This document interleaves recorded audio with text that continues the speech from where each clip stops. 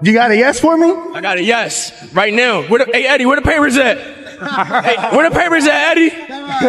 All right. I'm not going to say like, oh, he's a bum, but why are you fighting a bum then? Yeah, You know of what I course. Do you feel like Boots belongs on the top pound for pound right now?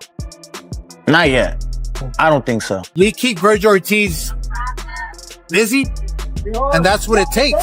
Keep him busy. He ain't ducking because he's scared. He ain't ducking because he's scared. Vergil ain't scared of no. I mean, I'm letting y'all know, Vergil ain't scared of no man. Oh yeah, I've been around Vergil. Vergil ain't scared of nobody. There was one reason why the boxing world held its breath following Vergil Ortiz Jr.'s spectacular win. Everyone was looking at him, waiting for him to mention a single name. Boots, come over here. That's right. Oh, let's go, man. All right, so that you answer the question. Is this the fight that you want next? Vergil Ortiz against Jaron Boots Ennis. I think this is the fight that has to happen, man. I think this is it. He had recently fought a tight, quiet fight in the ring with Ennis, the division's frightening figure. The conflict was unavoidable. The next thing made sense. Because I told Boots not to go out there and play around.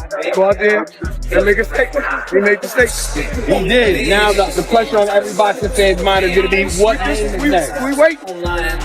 You heard what he said in the ring? call out everybody. All right, there you go. Ideally, We don't care. We want whoever got the Ortiz did not simply swerve when he eventually sat down at the press conference. However, he abruptly shifted the subject, derailing the conversation. The move startled fans and caused full turmoil in the welterweight class. Why would he turn down his most obvious and dangerous competitor for a dream battle, which many people now regard as a deliberate attempt to avoid it? Top boxers such as Charlo, Boots, and Errol Spence Jr. gathered in the ring to hear the errant question. What did he want next?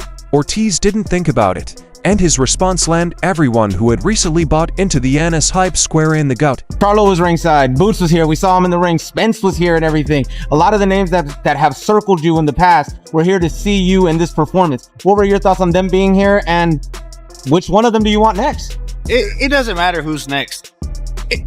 If I had to pick, I'm gonna be honest, it would be Spence, because that's my dream fight. I've been calling it since AT&T. AT&T. There you go, at the Cowboys Stadium, and I just think that's my dream fight. And I don't care what anyone says about it. He didn't just list him as an option. It was his dream fight. He's been on this personal mission since his debut fight at AT&T Stadium. He added a polite anyone can get it to lessen the impact, as he just wants to battle the best. But his main purpose was extremely apparent. At that point, Boots Ennis was no longer in use. But anyone else, like I said, anyone can get it respectfully. I just want to fight the best. I'm just a competitive guy. Yeah. It's the best fight in boxing. I think he did a great job. He looked good. But I'm going to show the world why I'm the best in the world. And I'm going to show his team. They've been talking all crazy. They've been talking crazy. And I'm going to back it up. And I'm going to show the world why I'm the best in the world. But like I said, it wasn't just about gaining the most recognition or money. At least that is what Ortiz says. Following a highly intimate explanation, he explained why Spence was his primary goal. For him, it was a total reconnection. The story dates back over 10 years. It is true that Vergil Ortiz Jr. and Errol Spence Jr. are from Dallas. They didn't simply reside in the same city their entire lives. They left the same gym. Ortiz then shared critical information with them. He learned how to fight Spence when he was about 10 or 11 years old. For him, this war is about more than simply business. It is about continuing to live. It is about the past. And it's about confronting the man who was once his village hero. I just saw Frank, and he said you guys are still working together, you and Frank? Yeah. You coming back, man? I don't know. No? But Frank, okay. But Frank said he's got some big plans for next year. Yeah. Oh yeah, for sure. Not right now. I just, like you said, we have so many people right now, and I'm not knocking him as a future fight I see with him, for sure. You know, I give my opponents or future opponents props because it just makes me look better. Ortiz was immersed in his fantasy combat, but there was still a ghost in the room. And difficult question had to be made to bring out Jaron Boots Ennis. Ortiz's tone changed immediately and could not be refuted. The fire had died down, the exhilaration faded, and was replaced by a chilly, almost harsh demeanor. When asked if he thought Boots had any defects, he gave the most generic, ambiguous response possible. We all have weak points. He said nothing more. He didn't speak, The agreement was reached when he stated that Boots will be an opponent in the future, not the next opponent. It was not a slip of the tongue. This was the point at which a snub became an undeniable public statement. That's not a question for me. That's my manager right there. That's not my job. I don't know how much money. The reason why I asked that is that, let's be real, the amount of money fighters make a lot of times determine if fights are gonna happen or not, right? Yeah. Because if fighters that, yo, I'm not gonna fight this guy for this much. Yeah. Or I need this much. And I think it matters to a certain extent. You don't want to fight no one for free or whatever, which it's not gonna happen. Right. But I do think that people outprice themselves sometimes. Yeah. Whether it's to duck or whether they feel like they deserve more genuinely or what, I really don't know. But yeah, because people have value. You have value. I'm worth a certain amount. Is there a number that you would say, nah, that's too low? 2 million. That's too low. Too low. Yeah. Okay. All right. Just wanted to see, where you at. Oscar, you said some things up there. You said some things up there that I think that some of the fans may get troubled by, because it's like, this fight is right here waiting to happen. Let's not talk about money. But money could become an issue here, right? No, it actually can. I mean, look, this can be a great negotiation. Obviously, look, when I say it has to be favorable to Vergil, that's the obvious case. Mm-hmm. I mean, look at what he did. Look at who he is. Vergil Ortiz is the man. Having this fight in Las Vegas can be huge, but Vergil Ortiz has to be the favorite here when it comes to negotiations. And, as long as they're favorable, we'll make the fight happen. There's no problem. Oscar, I think everybody wants to see the fight, so the money's not going to be an issue because there will be enough money in the pot. The boxing world reacted swiftly and harshly. There were plenty of admirers, critics, and YouTubers. People on Reddit and other social media sites speculated that Ortiz was avoiding the division's most dangerous man. Vergil Ortiz had no plan to fight Boots Ennis. And I told you guys yesterday that Vergil Ortiz actually wants Errol the True Spence next. If I had a pick, I'm gonna be honest, it would be Spence, because that's my dream fight. The problem with that is this guy has 2 car accidents. He had detached wreck. Then he fights Bud Crawford. Now he's been out for about 3 years. He has separated from Derrick James. He doesn't even have a trainer. And we supposed to get hyped up for a possible bout with him and Vergil Ortiz. Vergil Ortiz just knocked out Erickson Lubin in the second damn round. We'll like to see who Errol Spence trainer is. We'll like to see how well Errol Spence has recovered. And we'd like for him to dust off some cobwebs before he jump in the ring with Vergil Ortiz. It's no disrespect towards Errol the True Spence, but let's be practical here. We want the best to fight the best at their... The story came together almost immediately. Ortiz is avoiding the one player who can truly test him. You think he wants to fight? I don't think he want to fight right now. I don't think, because I'm looking at all the stuff coming up on the Instagram and all that stuff. Like he want to fight Spence. Spence, what he say? He want to fight Spence. He didn't want to fight Boots at that time. So I don't know what they doing. He's not 100% sure that Vergil going to take the fight. You know what I mean? If not, we just going to move on. We're going to move on to, what's that? Fandora, another good. People began to believe that Vergil was talking a great game. He decided to call out a fighter that many consider to be a ghost of a man, a broken Spence who had passed his prime. Instead of Jaron Ennis, who is young, hungry, and has never lost, Vergil selected this combatant. I wouldn't take Spence. Why would you go after Spence? Spence ain't fought in like 3 years. Why would you do that?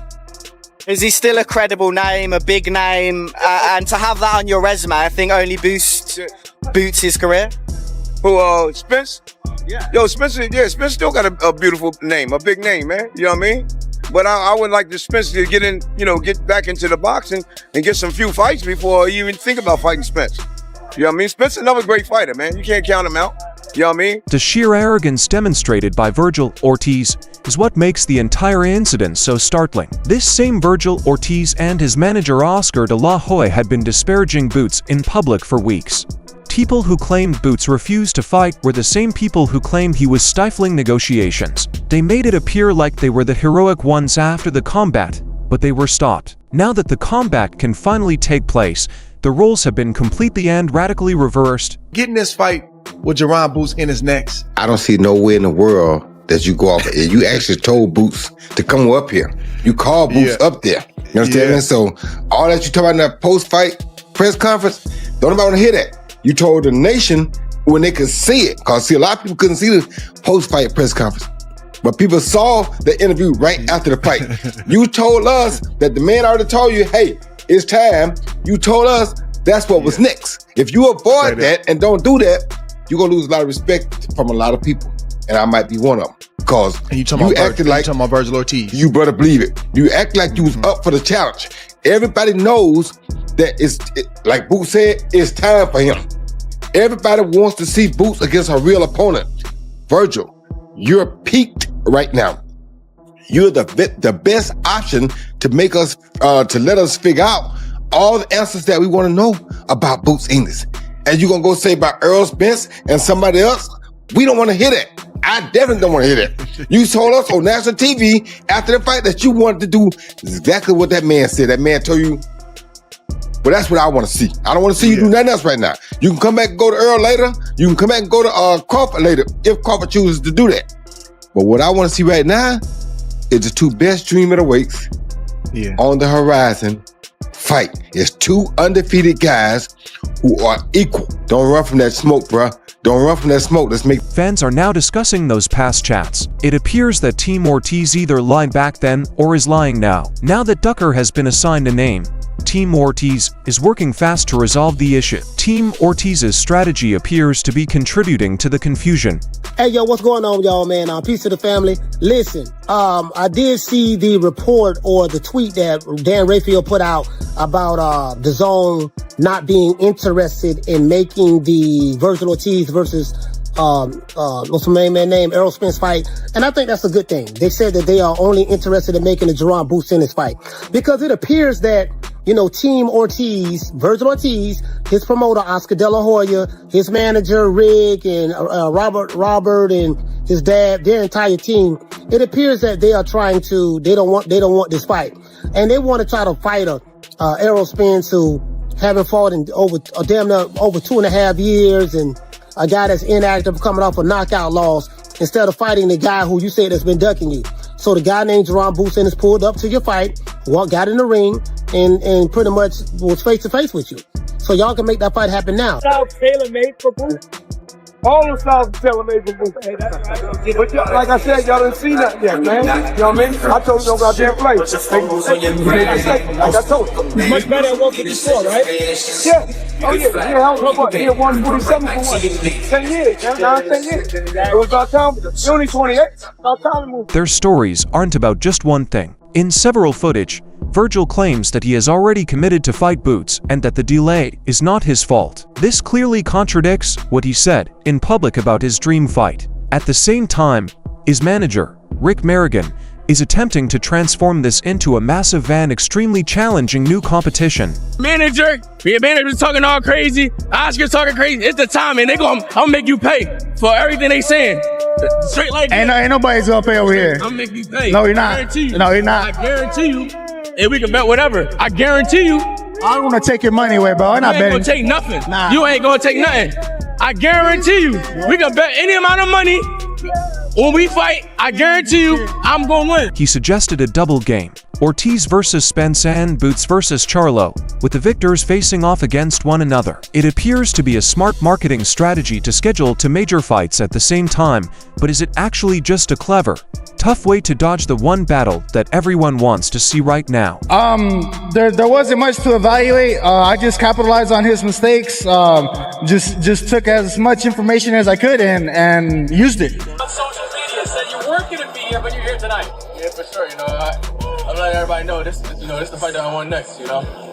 So let me address something that Robert Garcia has said this week. Robert Garcia has been telling people that you don't really want to fight Vergil Ortiz next. That you actually want one more fight in between before you face Vergil.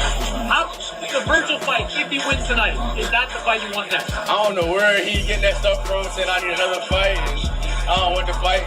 He the same guy that said 2 weeks ago, I hope you come down here and build the fight up.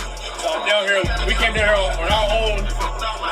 They didn't invite us, and we came down here on our own. So we showing y'all that we really want to fight. Chaos and contradictions now rule supreme, A teenage boxer who has never lost a fight has publicly turned down his biggest competitor to pursue a dream fight against his childhood hero. To avoid addressing the basic, cruel question of why not fight Boots next, our management staff has created complex competition brackets. One final question arises in all of this. Is Vergil Ortiz Jr. truly simply a young man searching for his own full-circle dream? Or is this simply a cold business maneuver to dodge his most deadly threat while profiting off an older, more well-known, and potentially safer name? So that's all I'm saying, man. You know, make them earn it. If I was Vergil Ortiz, I will make Boots earn it. Oh, it looked good for a minute. Yeah. You see how they set that up? I can't stand, because that's not business. I can't stand when a man get done defeating another man and then another person step in the ring like, I'm next. I can't stand that, man. Boxing ain't no damn WWE. I can't stand that type of stuff, man. You can't even enjoy your victory. You just got done whooping ass, and now you gotta look at another man in his face like, man, I ain't even thinking about you. I can't stand when they do that. I know it's good and glitz and glam for the camera and the fans at home going crazy. It's like, oh yeah, oh, they about to. No, that don't mean nothing. That don't mean nothing, you know, as you can see. So, is it fair to say, oh, Vergil ducking? Vergil ain't ducking cause he ain't scared. He ain't ducking because he's scared. He ain't ducking because he's scared. Vergil ain't scared of no. I mean, I'm letting y'all know, Vergil ain't scared of no man. Oh yeah, I've been around Vergil. Vergil ain't scared of nobody. That's it for today's show. Please remember to like, subscribe, and click the notification bell if you appreciated this content so you don't miss any future releases. Also, remember to leave a remark with your ideas. We will see you at the next show, so stay tuned.